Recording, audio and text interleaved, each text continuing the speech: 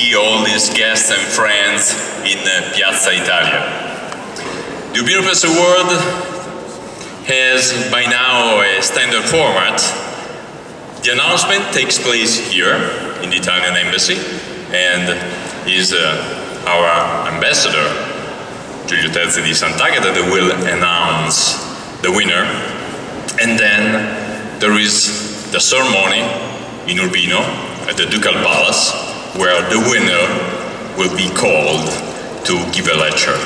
And then naturally, in the meantime that I'm talking, there are our cooks that are preparing our dinner tonight, and I'm very grateful for their work with the ingredients that they brought from Italy, especially for tonight. And then our friends, by now our very warm and strong friends, the Suspicious Package, they will give us the music tonight, because we want to be here with all of you in a very happy event. This is what we have.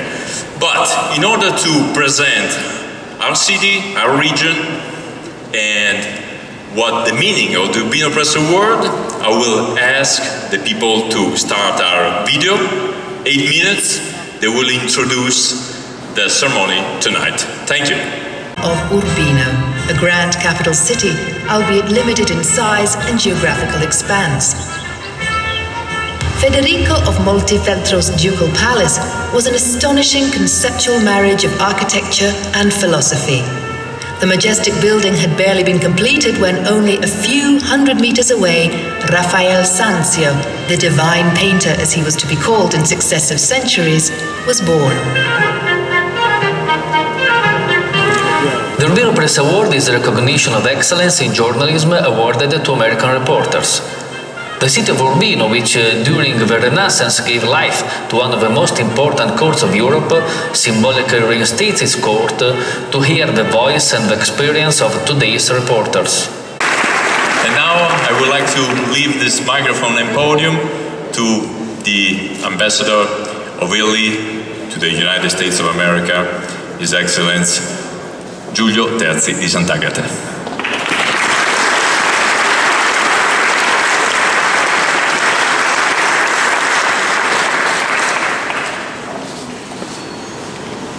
Excellencies, dear guests, dear friends, I would like to thank really all of you for being with us to be present to such a momentous event here at the Embassy of Italy, organized thanks to the initiative and the farsight views of Urbino and the regional and provincial governments.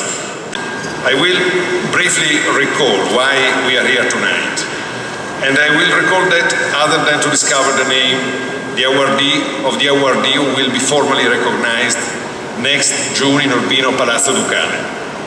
The Urbino Press Award recognizes excellence in American journalism, an excellence that turns information into freedom and progress.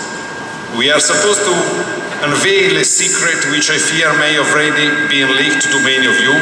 That is to say, the name of the American journalist who will be awarded for unique skills in reporting and analyzing facts with a depth that does help people to understand our times. When I mentioned the freedom and progress journalism upholds, I was thinking of what President Obama stated in his proclamation issued on the occasion of Italy's birthday last March 17th.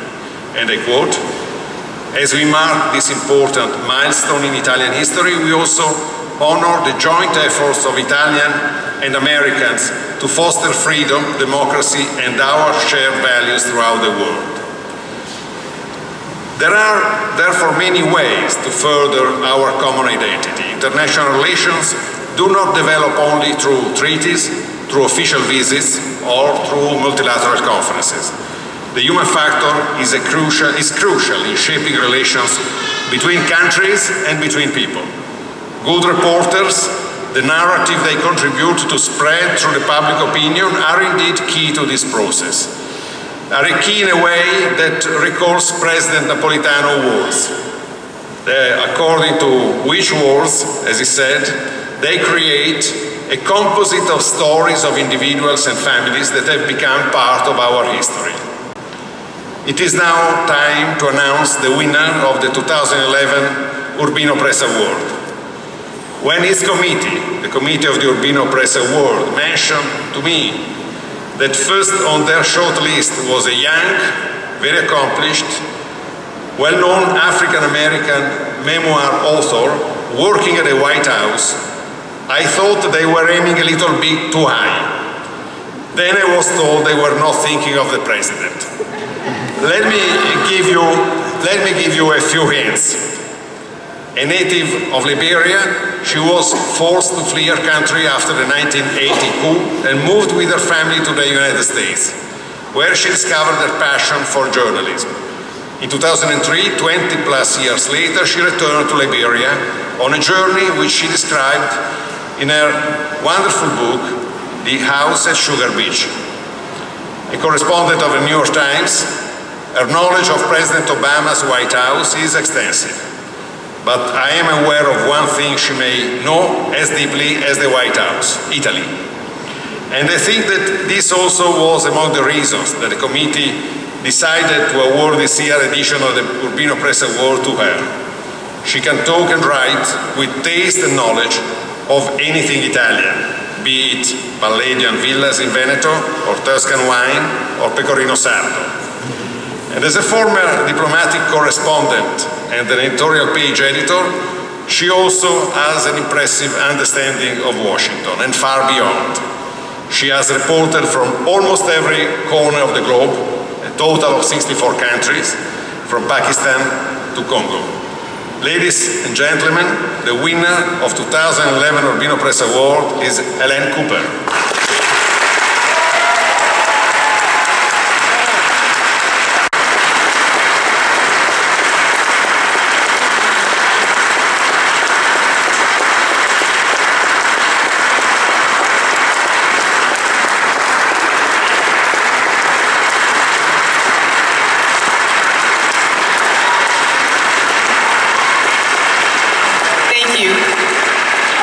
Thank you very much, Ambassador, for that wonderful introduction.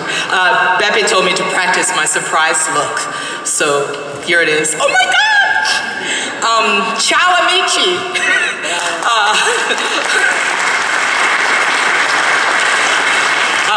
Vorrei parlare italiano stasera, ma la unica frase che conosco è dove Prada Outlet. So, okay, I pretty much, unless I spend the rest of my time up here saying things like spaghetti and Campari orange, I've pretty much used up all my Italian. Ambassador Terzi, Beppe, Giovanni, Gabrielle, the great people of Urbino, the officials who are here, and of course, Baldassare Castiglione, who started all of this when he put Urbino on the map with his great book about Renaissance cool. Grazie mille. I'm ecstatic to be standing here right now. I'm thrilled to be receiving this huge honor, and I'm also really humbled to be in the company of the previous winners, Martha Raddatz, Diane Rehm, Michael Weiskopf, Tom Friedman, and David Ignatius. I have to say that David and Tom in particular, I should point out, because they've been dealing with all my questions and emails over the last few weeks. And the one thing they tell me, both of them, was just what a blast they had in Urbino when they went to get their award. And the one thing that stuck in my mind was they both said that they got parades. I'm sorry, but like, I've always wanted my own parade. I've been in love with Italy for all of my life. When I was growing up in Liberia, my mom used to tell me stories about the 2 years that she spent in the 1960s in Rome. And she talked about going to Caracalla, and she talked about, you know, just the sweetness of doing nothing, dolce fa niente. And I remember in particular, rice is the national dish in Liberia. And I remember I was like 5 or 6 years old, and my mom's just saying to me, describing Italy, they cook their rice in butter and cheese. And that made a big impression on me. By the time I finally made it to Italy, I was a reporter in the London bureau of the Wall Street Journal, and I had just arrived, and my boss, who was an Italian-American, Larry Ingrassia, who's now the business editor at the New York Times, told me that he wanted me to go to Italy. My first story assignment was to go to Italy and do a story about a fight between tour guides in Venice.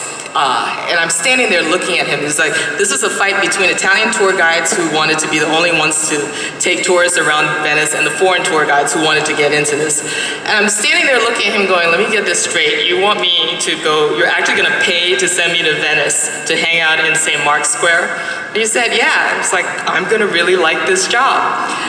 So I went to Venice, and the reason why I'm telling this story because it was my first introduction to Baldassare Castiglione. I installed myself in the Café Florian and held court, sipping cappuccino after cappuccino, as I interviewed tour guides. And one of the guides got really passionate as he was telling me why it was he was qualified to lead tours throughout Italy. And he took out Castiglione's book of the Courtier, and he said that he led his tour groups all around Italy reading passages out of the book. The whole concept of the Elizabethan gentleman, he said, was founded in this book, and it's such an accurate description that so few have of Renaissance Italy at that time. That made a huge impression on me. Not as big an impression as the linguine with razor clamps, but it still made a big impression. So I'm thrilled that I'm finally going to be going to the city that inspired this book. And I love the whole idea of the Urbino Press Award, of reestablishing this Renaissance court now peopled by journalists.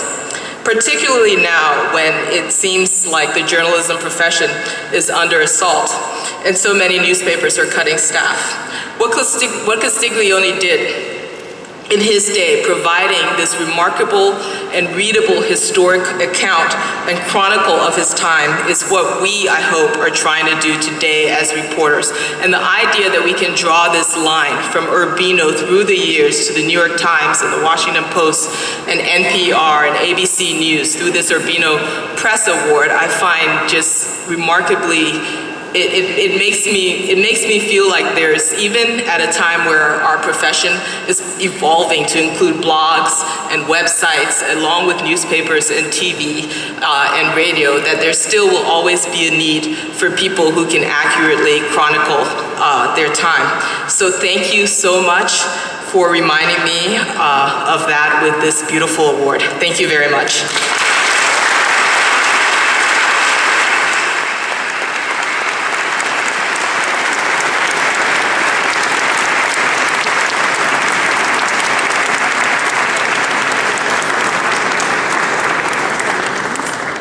Thank you. So, now I hope you can enjoy the dinner, the music, and the night here in Piazza Italia. Thank you to all of you. To be with you in the daytime. Girl, I want to be with you all of the time. The only time I feel alright is by your side. Girl, I want to be with you all of the time, all day and all of the night. All day and all of the night. All day and all of the night. I believe that you and